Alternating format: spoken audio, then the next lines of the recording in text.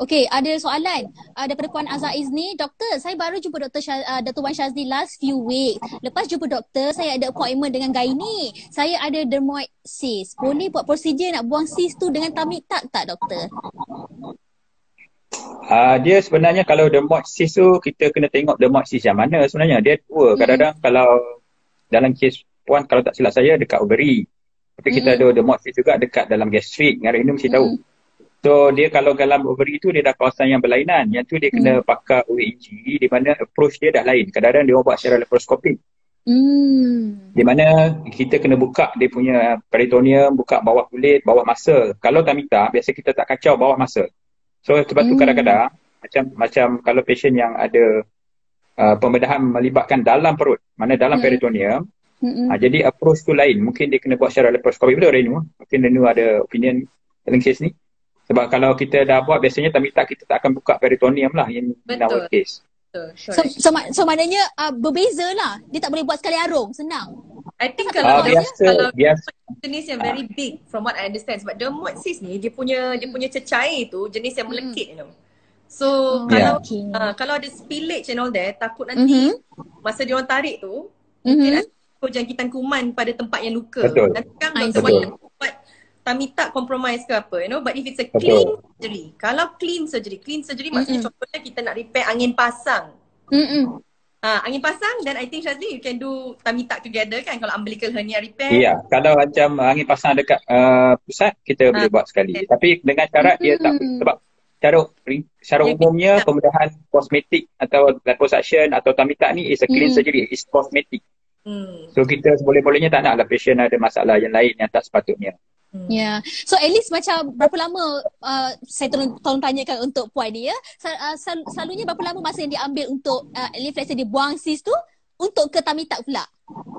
Dia macam ni sih kadang-kadang. Okay, kalau saya put satu konteks lagi, kadang-kadang saya dapat request macam patient tu dia nak buat Caesar.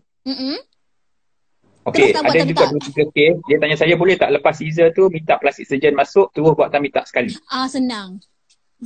Tu banyak je yang tanya. Tapi sebenarnya bila saya terangkan sebenarnya bila kita buat Caesar atau prosedur lain, kita punya tisu perut, kulit perut semua tu dia bengkak, dia edema. Jadi sebab itulah kita takkan proceed dengan tummy tuck. Tummy tuck ni ialah prosedur yang by itself. Sebenarnya kita kena make sure bengkak semua dah tak ada baru kita buat. Biasanya lepas 6 bulan. I see. 6 bulan lepas mana-mana pembedahan lain. Macam tu. Lagi outcome bukannya saja tak nak buat, tapi outcome dia lagi cantik dan puas hati patient. Correct. Okay. So Puan boleh kumpul duit lagi untuk buat tummy tuck dah lepas ni okay. And then tadi doktor ada cakap pasal apa tu, which patient yang suitable to undergo tummy tuck dengan lipo kan doktor kan? Doktor, and then mungkin doktor boleh bagi tahu macam tadi bariatrik ada risk dia sendiri. Adakah tummy tuck dengan liposuction ni ada risk dia sendiri? Macam tu lah, macam Renu cakap, any operation memang akan ada risk. So liposuction ni adalah prosedur di mana kita sedut lemak. Sebab tu kita selalu terangkan, maknanya dalam society pembedahan plastik Malaysia pun ataupun international, kalau nak buat liposuction ni dia satu prosedur nampak mudah tapi sebenarnya agak bahaya kalau tak biasa buat. Sebab apa? Kita guna besi yang panjang tu, yang dalam 40-50 cm punya besi, masukkan cucuk dekat perut berkali-kali. Jadi kalau tak biasa buat kan, boleh kira tu berapa. Dalam 20-30 cm. Jadi kalau macam tu dalam 20-30 cm, jadi maksudnya yes. So prosedur ni kena buat dengan tempat yang betul lah, dengan pakar yang betul dan kita dah train. Sebenarnya bukan prosedur yang semata-mata boleh buat. So antara risiko-risiko dia kecederaan dalam organ dalaman, juga jangkitan kuman, pendarahan. Tapi kalau dah tempat yang betul, doktor bius yang betul, dan biasanya insyaAllah selamat lah macam tu. Okay, so tummy tuck dan juga liposuction. Kalau sesiapa patient yang pergi ke bariatric surgery, underwent bariatric surgery, apa prosedur yang doktor boleh cadangkan untuk estetik punya ni? Macam tadi doktor yang kata flabby kan, saya dah tengok tadi flabby and benda tu kan, apa doktor boleh cadangkan? Dia macam saya kan, kadang-kadang bila patient datang lepas weight loss atau bariatric, kita akan assess suitability. Dia tak semua patient tu kita akan go for surgery. So dia ada certain patient tu dia boleh buat prosedur yang tak memerlukan pembedahan. Contoh dia apa? Contoh dia kita ada macam energy base. Contoh dia macam radio frekuensi ataupun ultrasonic yang boleh ketatkan kulit kalau kulit tu tak banyak lebih. Ataupun kalau dekat perut tu dia ada kawasan lemak yang lebih tu sikit, tak teruk sangat, then kita boleh go for procedure macam mesoterapi. Bila kita injekkan asid, dia akan pecahkan lemak yang tertinggal tu sikit. Kalau orang muda biasa dia retract balik. Tapi ada satu, tadi saya tengok ada satu soalan dekat atas, dia tanya kalau dia baru lose weight dalam 117 kilo, lepas tu perut dia tu selalu banyak sangat flabby. Jadi dia tanya benda macam ni bila nak buat bariatric ada benefit. Bila nak buat tummy tuck ada benefit tak? So kalau kes-kes macam ni, yes. Sebab kulit tu terlalu flabby, so dia takkan hilang. So yang tu memang you kena go for proper body contouring lah. So kita akan buat complete lah macam tu. Okay. So kalau saya soalan ni ada kepada dua-dua pakar ini pada malam ni. Saya tanya Dr. Reni dululah ya. Mungkin the benefit of having this bariatric surgery.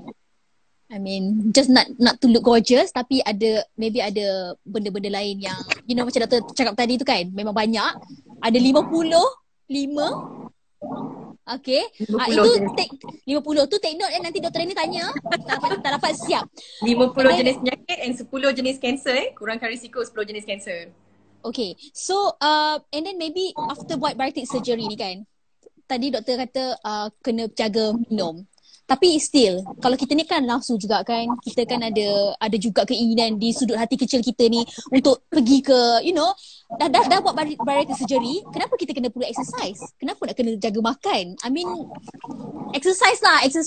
Okay, let's just say exercise lah. Kenapa kena exercise?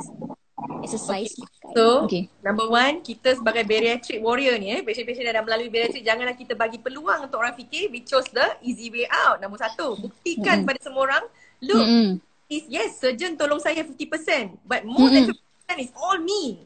What you see is me, my effort after surgery, my sacrifice after surgery. Prove it to them. Don't let them say anything, okay? So, plus, you don't want to have daging gelebih sebanyak mana yang boleh. So, kalau nak kurangkan, then you need to wear compression wear. I think Dr. Shazli pun kalau dia buat liposuction pun kena wear compression wear kan? Dr. Wan Shazli? Ya. Dia akan pakai compression. Pun you kena wear compression wear, yang baju yang ketat dekat dalam, okay?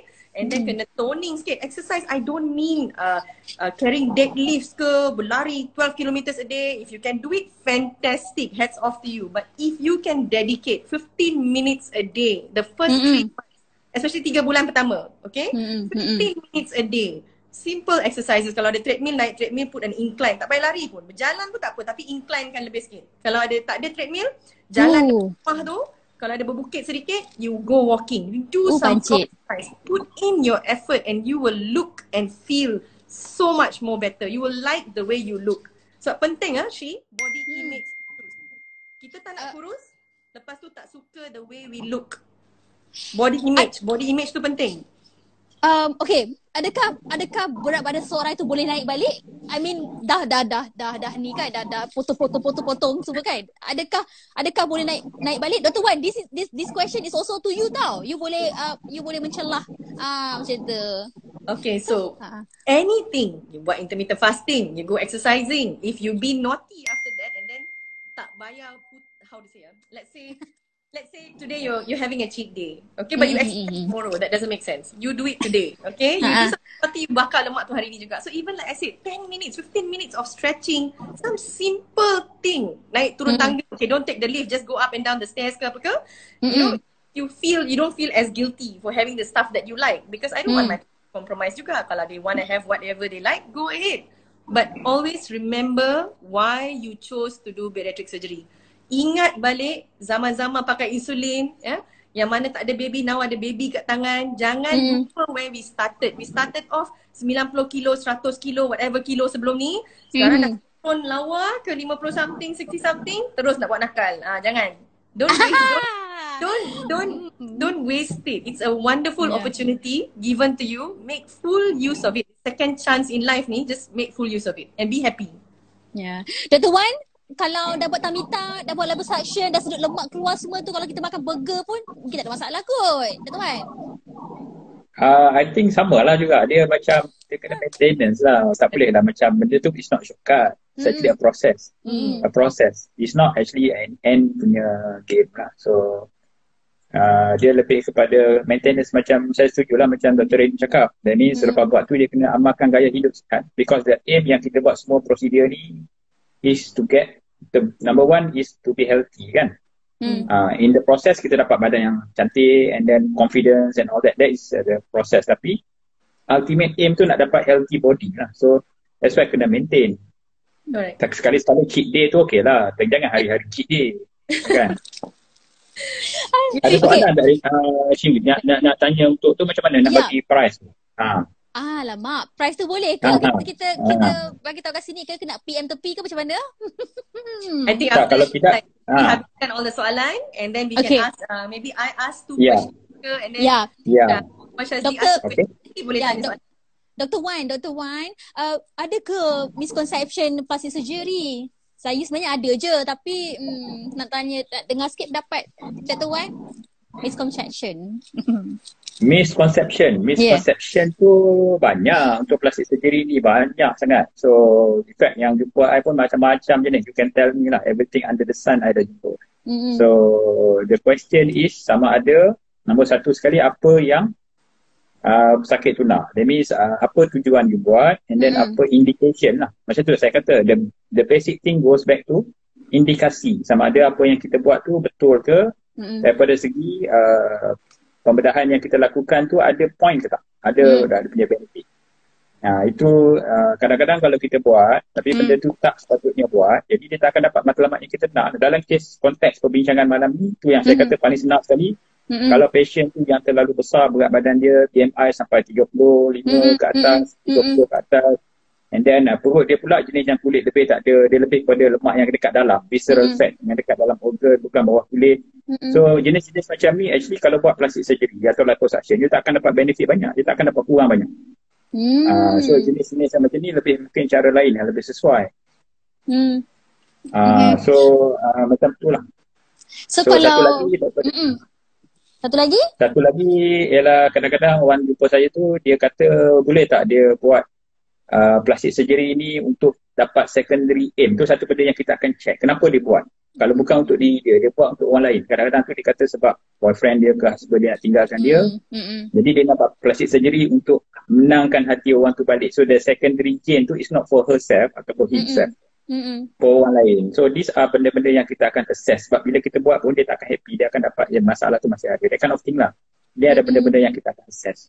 Tapi ada ke orang mengaku, doktor? Ada ke orang mengaku? Kalau saya pun saya cakap dengan doktor tu terang. Tapi ada ke orang nak mengaku macam saya buat ni, boyfriend saya takut tinggalkan saya. Ada cari orang lain. Ada. Pengalaman